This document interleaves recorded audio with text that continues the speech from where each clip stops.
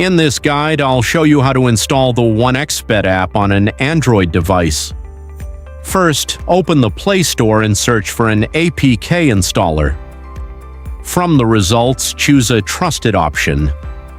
Many users go with the version available on UpToDown and install it. After installing the APK tool, exit the Play Store and open your preferred browser. Chrome works fine.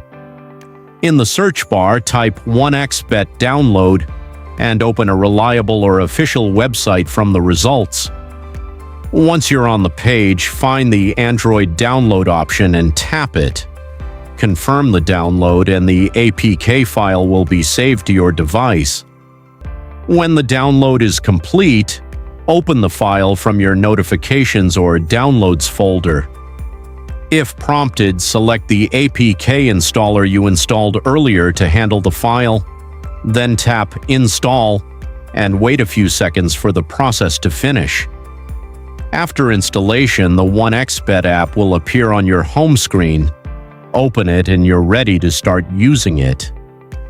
If you find this video helpful, don't forget to like and subscribe.